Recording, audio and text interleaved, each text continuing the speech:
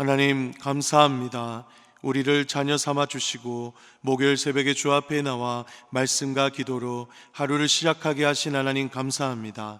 이 새벽에 주의 긍휼과 자비를 의지하여 주님 앞에 나아가오니 우리를 불쌍히 여겨주시며 이 시간 모인 모든 성도님들의 심령 가운데 새로운 은혜와 생명을 공급하여 주옵소서.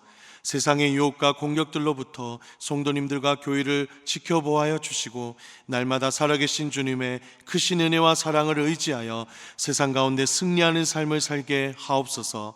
하나님, 이 새벽에 모여 주의 응답을 구하는 모든 성도들에게 마땅한 자비와 긍휼을 베푸시고 선하신 뜻대로 꼭 응답하여 주옵소서. 우리의 결핍과 모자람을 주의 풍성한 긍휼대로 채우시는 아버지의 손길과 은혜를 모두 경험하는 성도들 되게 하여 주옵소서. 특히 질병과 연약함, 삶의 고난으로 인해 고통받는 성도들을 늘 아브라함과 노아처럼 주님이 기억하여 주시고 치료의 과정 속에서 예수 그리스도의 십자가 복음의 능력을 실존적으로 경험하게 하여 주옵소서. 또한 우리 대전종안교회가 주님의 은혜 안에 날마다 든든히 세워가게 하시고 각 부서와 기관 가운데 하나님을 사랑하며 주님의 일을 신실하게 감당할 일꾼들을 모두 더 세워 주옵소서. 그래서 다음 세대와 청년들이 일어나는 부흥 세대가 되게 하여 주옵소서. 마지막으로 이 나라와 이 민족을 주님 손에 의탁합니다. 이 나라의 민족이 주님의 은혜 안에 평안을 누리게 하시고 현재 정치, 경제, 사회, 문화 혼란 속에서도 주의 자비와 긍휼을 더욱 속히 구하게 하시며 무엇보다 조기 치러질 대선 가운데 하나님이 원하시고 세우시고 허용하시는 리더가 세워서 이 난국을 주님의 지혜로 잘 극복할 수 있도록 주께서 은혜를 더하여 주옵소서. 이 새벽에 말씀이 하루를 살아가는 성도님들에게 삶의 빛과 등불이 되게 하실 줄 믿고 감사합니다. 예수님의 이름으로 기도드립니다. 아멘.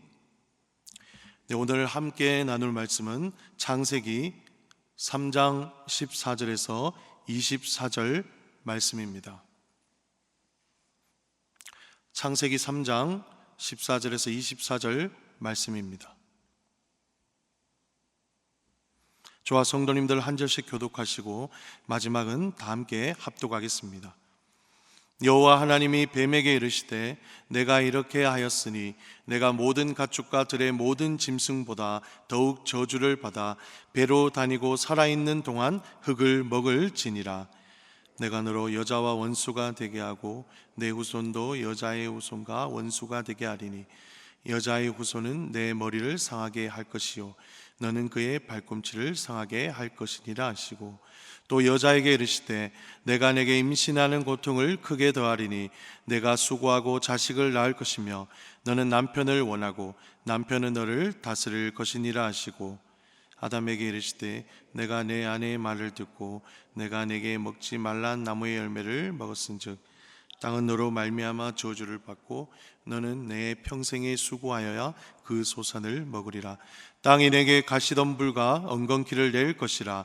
내가 먹을 것은 밭의 채소인즉 내가 흙으로 돌아갈 때까지 얼굴에 땀을 흘려야 먹을 것을 먹으리니 내가 그것에서 취함을 입었습니다. 너는 흙이니 흙으로 돌아갈 것이니라 하시니라.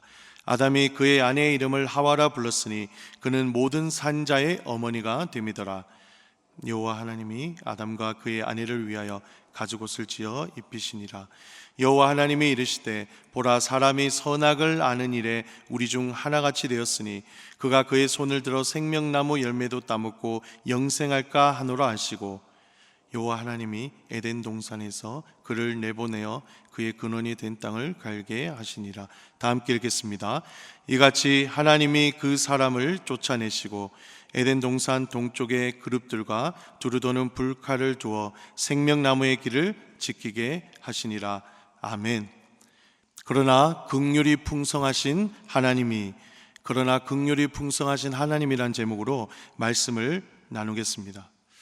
여러분, 창세기 3장은 인류 최초의 조상인 아담과 하와가 선악과를 따먹고 이 불순종한 범죄를 저지른 이후에 죄의 형벌로서 이들이 받은 징계와 죽음, 그리고 에덴 동산에서의 추방에 대해 이야기를 합니다. 그러나 하나님 편에서의 무한한 자비와 긍휼로 이 죄인들을 구원하시기 위해 은혜를 베푸실 것이라는 구원의 약속을 다루고 있습니다. 그 중에서 오늘 본문은 말씀에 불순종한 죄를 저지른 이 당사자죠. 아담과 하와뿐만 아니라 마귀를 의미하는 뱀과 피조 세계 전반에 내려진 하나님의 형벌과 심판에 대해 말씀합니다. 아담에게 따먹을 때는 정령 죽으리라고 말씀하신 이 선악과는 잘 아시는 것처럼 하나님의 위엄하신 말씀 자체를 상징합니다. 따라서 이 말씀에 불순종한 죄악은 곧 하나님의 뜻을 대적하는 것과 마찬가지입니다. 이런 중범죄를 저지른 이들에게 어떠한 징계가 내려졌다고 합니까? 징계를 보면서 그 의미를 잠시 살펴보면 14절을 보시죠. 짐승 중 가장 간교한 뱀, 즉 마귀는 모든 가축과 들짐승들보다 더 저주를 받아서 배로 기어다니고 생명을 유지하기 위해 흙을 먹는 징계를 받았습니다. 생각해 보시죠, 여러분. 흔히 성경에서 배는 그 사람의 인격이나 욕망을 가리킵니다. 요한복음 7장에서 예수님께서 성령을 약속하시면서 나를 믿는 자는 성경의 이름과 같이 그 배에서 생수의 강이 흘러 나오리라 하시니 라고 했습니다. 사람의 인격이자 욕망인 이 배로 땅을 기어다닌다는 것은 다른 피조물보다 더 낮아졌다는 천박함을 의미합니다.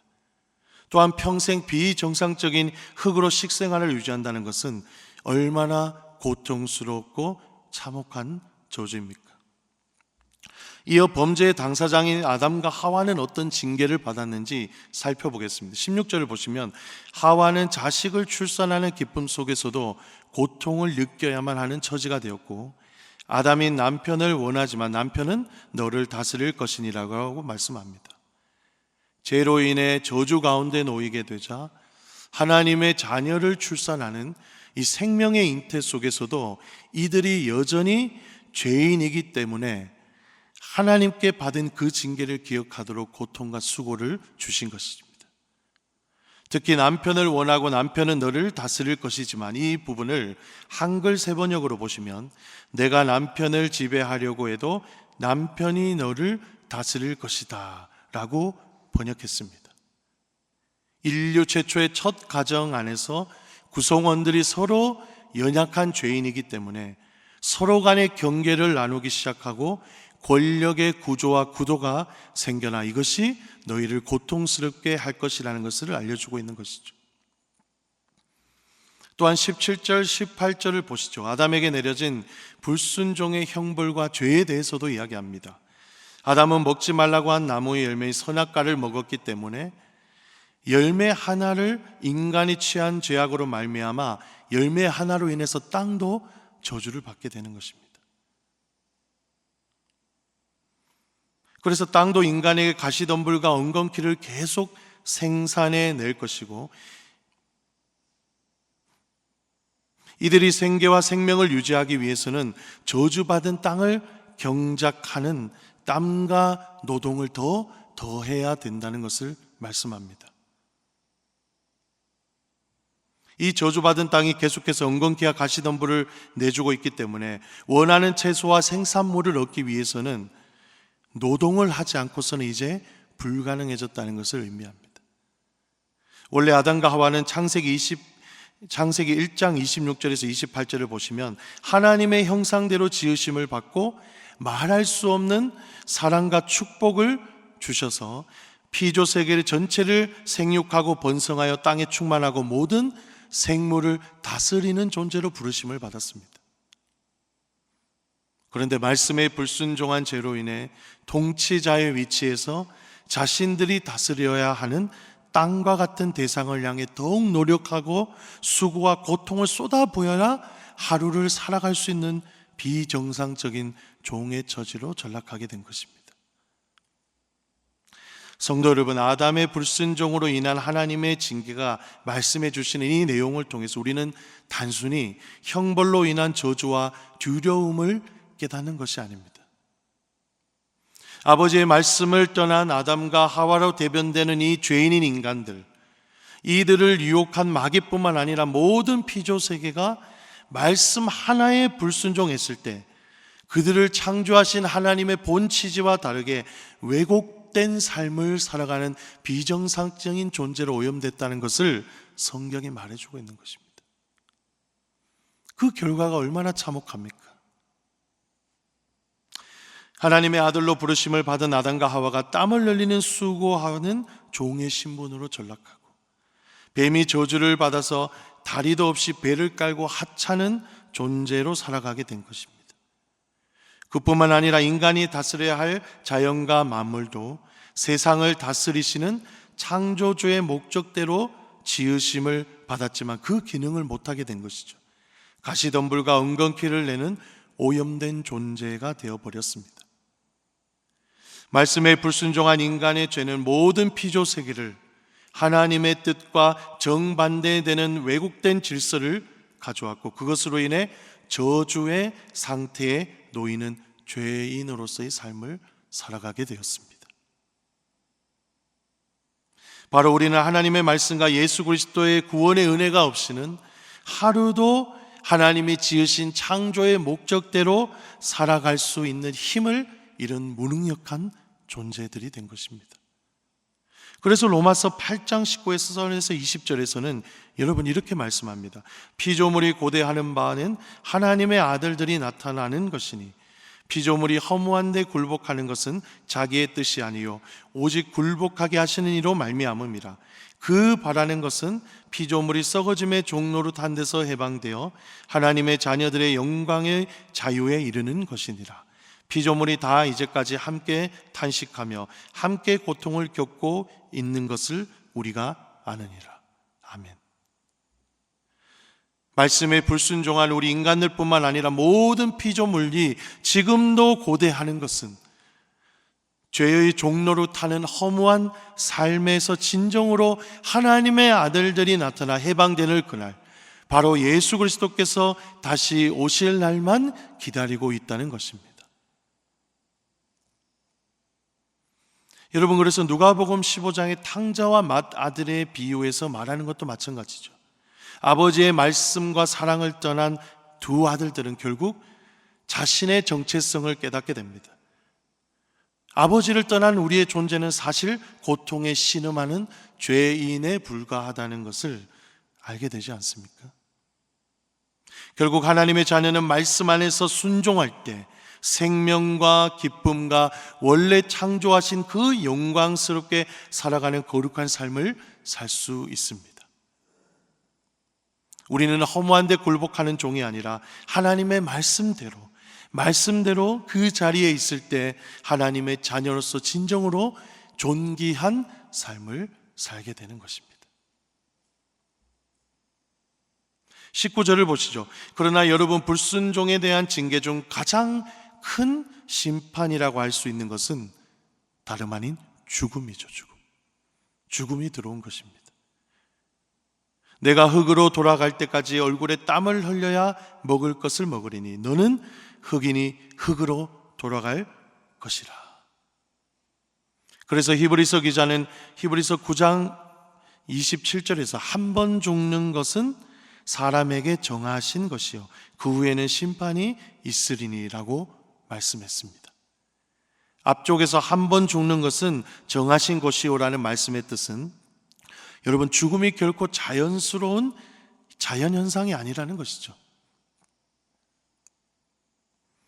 불순종한 인류가 처해 있는 현실은 죄덩어리인 우리의 육체이며 그것으로 하나님께 나아갈 수 없기 때문에 죽음이라는 형벌은 누구나 이 세상에 태어날 때 한 번은 정해주신 형벌이라고 말씀하고 있는 것입니다. 정말 비극적인 것이죠. 여러분, 그러나 죽음도 두렵지만 인간의 죄의 결과로 주신 육체의 죽음이 무엇을 예표하고 있는지 잘 생각해 보아야 합니다. 그것은 아까 방금 읽었던 히브리서 9장 27절 뒤쪽에 있는데요, 그 후에는 심판이 있으리니 부분을 염두에 두어야 합니다. 죽음이 끝이 아니라 죄로 인해 하나님과 영원히 단절되어 분리된 상태, 하나님의 영광에 나아갈 수 없는 인류는 결국 육체적인 죽음 이후에 영원히 하나님과 단절되어 지옥에 갈 수밖에 없는 심판이 기다리고 있다는 사실을 알려주고 있습니다.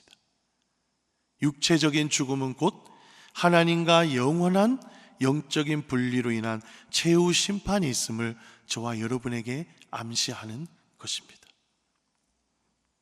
사랑하는 성도 여러분, 우리가 살아갈 때 작은 하나님의 말씀 하나에 불순종하는 것이 결코 작은 죄나 작은 범죄라고 생각하지 말아야 될 이유가 여기 있습니다.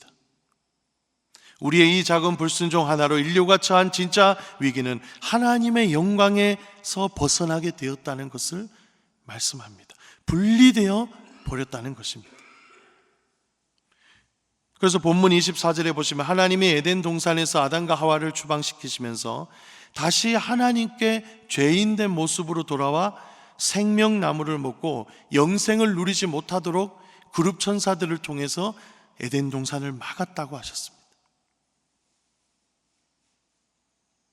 그 누구도 하나님의 생명의 말씀을 사랑하고 순종하지 않는다면 영원히 하나님과 단절되어 심판을 받고 죽음에 이르는 죄인이라는 사실을 이 구절을 통해 보여주고 있습니다.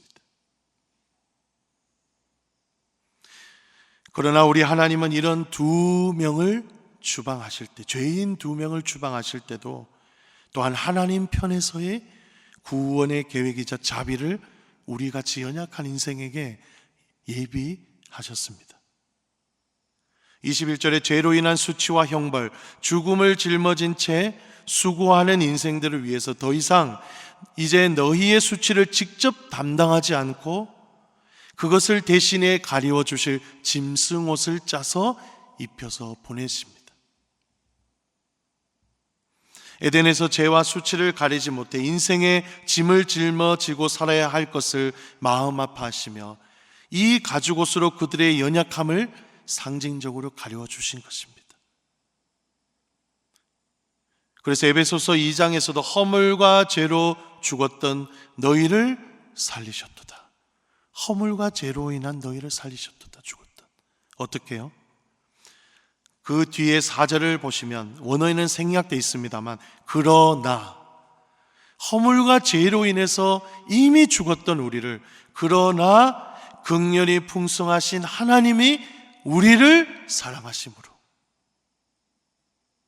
사랑하신 그 큰 사랑을 인하여 허물로 죽은 우리를 스스로 아니요 그리스도와 함께 살리셨고 구원의 은혜로 말미암아 사랑을 베푸셨다고 말씀하고 있습니다. 죄로 인해서 형벌과 심판과 하나님으로부터 영원히 떨어져야 될 죄인들이 하나님 편에서 먼저 손을 내미시는 구원의 은혜로 말미암아 다시금 구원의 은혜를 입고 살리셨다라는 것을 말씀하고 있는 것입니다. 로마서 6장 23절에서는 이 은혜와 감격을 죄의 삭슨 사망이요 하나님의 은사는 그리스도 예수 우리 주 안에 있는 영생이니라. 아멘. 구원의 은혜 영생을 누리지 못해 영적인 무능력에 빠진 죄인들에게 그리스도의 십자가 보혈로 그들의 죄악을 씻으시고 덮어주시고 믿는 누구나 이제는 형벌과 심판에서 자유케 되는 예수 안에 있는 영생의 선물을 주신 줄 믿습니다. 이런 하나님 편에서의 지속적이고 반복적인 일관적인 사랑이 없었다면 죄와 형벌로 인해서 저와 여러분은 영원히 예배 드릴 수도 없고 찬송하지도 못하고 영원한 심판에 빠질 수 없는 존재가 될지도 몰랐습니다. 이런 은혜를 진정으로 깨닫는다면 예수님의 생명의 말씀 하나도 죄인인 우리가 순종하게 하신 것에 감사하며 오늘 하루도 살아가야 할 줄 믿습니다. 평생을 그 은혜 안에 감격하며 말씀 하나를 내 목숨처럼 여기며 살아가야 할 줄 믿습니다. 그리고 이렇게 순종할 때 우리와 같은 죄인들이 하나님의 풍성하신 그 사랑 안에서 이제는 하나님의 영광을 바라보고 사는 그런 은혜를 주실 것입니다. 사랑하는 성도 여러분, 오늘 하루 살아가실 때 우리가 비록 죄와 형벌과 심판 가운데 놓일 수밖에 없는 존재였으나 바로 하나님의 그 풍성하신 긍휼과 사랑으로 다시금 죄에서 자유하게 되며 오염되었던 인간성을 회복하게 하시고 무엇보다 우리를 하나님의 영광을 보며 살게 하신 것에 감사하며 하루를 기쁨으로 순종하며 살아가는 모든 성도님들 되시길 축복합니다. 아멘. 이 시간 한번 합심으로 기도하시겠습니다. 오늘 들은 말씀을 내용을 생각하며 기도해 주시기 바랍니다. 특별히 교회를 위해서 기도하겠습니다. 새해 천을 이루고 강국을 이루는 우리 교회와 성도들이 되게 하옵소서. 25년 사역 가운데 하나님의 은혜가 충만하고 성령 충만으로 계속해서 상반기 하반기 사역을 이어갈 힘과 능력을 주옵소서. 담임 목사님과 협력하는 교육자들, 장로님들과 직분자들 가운데 날마다 변함없는 은혜를 부어주셔서 늘 청년 같은 마음으로 하나님 사역하게 하여 주옵소서. 현재 진행 중인 제자 양육과 또한 5월달에 있을 가정의 달 맞이 사역을 위해서, 또한 무엇보다 6월 22일 날 있을 새정면 전도축제 작정한 우리 한 영혼 한 영혼을 위해서 말씀에 순종하여 주의 영광을 바라보며 살아가는 모든 성도들이 되게 해달라고, 또한 나라를 위해서도 마지막으로 기도합니다. 경제, 정치, 사회 혼란 속에서 주의 자비와 긍휼을 베풀어 주옵소서. 조기 대선 가운데 하나님이 택하시고 우리를 가장 하나님이 기뻐하시는 길을 인도할 수 있는 정치 리더가 세워지게 하여 주옵소서. 주여, 한번 크게 부르짖고 간절히 기도하겠습니다. 주여, 하나님 아버지 감사합니다. 이 새벽에 하나님의 사랑과 긍휼로 말미암아 말씀 하나에 불순종하여 오염됐던 우리 죄악으로 오염됐던 죄인들을 구원하신 하나님의 은혜와 사랑에 대해서 다시금 이 시간 깨닫게 하신 하나님 감사합니다. 하나님, 우리 같은 죄인들의 삶의 불의에 속하고 하나님 존엄하지 못하고 또한 저주 속에 살아갈 우리들을 하나님의 풍성하신 긍휼과 사랑 안에서 다시 이끌주신 하나님 감사합니다. 하나님, 선악과로 대비되는 그 하나님의 말씀을 지키지 못한 하루를 하나님 한계를 지키지 못해 죄인이 된 우리들, 하나님 그렇지만 하나님께서 끝까지 우리를 자비와 긍휼로 사랑해 주시고 이렇게 하나님 구원의 은혜를 있게 하신 하나님 감사합니다. 하나님, 우리 안에 그 하나님의 사랑을 떠나서 우리가 하나님 자아대로 우리 삶대로 살아가려고 욕심이 있다면 이 시간 모두 죄하여 주시옵소서. 오직 하나님의 긍휼과 풍성하신 사랑을 의지하여 날마다 하나님 나를 나되게 하신 그 은혜를 바라보며 하나님 말씀을 목숨처럼 생명을 있게 아버지 정말 하나님 사랑하며 순종하는 우리 모든 대전중앙간의 성도들 되게 하여 주옵소서. 하나님, 우리는 우리 스스로 구원할 수 없는 존재임을 고백합니다. 하지만 하나님 그 죄악의 수치를 우리 대신 감당하사 그리스도의 은혜와 사랑으로 우리를 보듬으시는 그 사랑을 늘 기억하는 하나님 우리 존중하게 모든 성도들 되게 하여 주시옵소서. 올 한해 사역 가운데 하나님의 은혜와 자비를 베풀어 주시옵소서.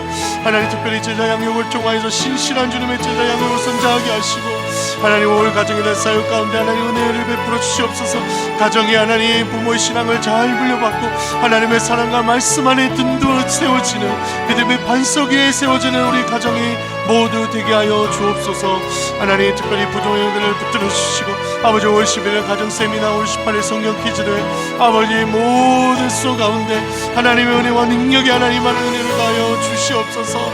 아버지, 또한 다른 것보다 하나님 나라를 위해서 기도합니다. 이 나라의 민족 한치 앞으로 나갈 하나님을 지지 못하고 있는데 주의 은혜가 필요한 줄 믿습니다.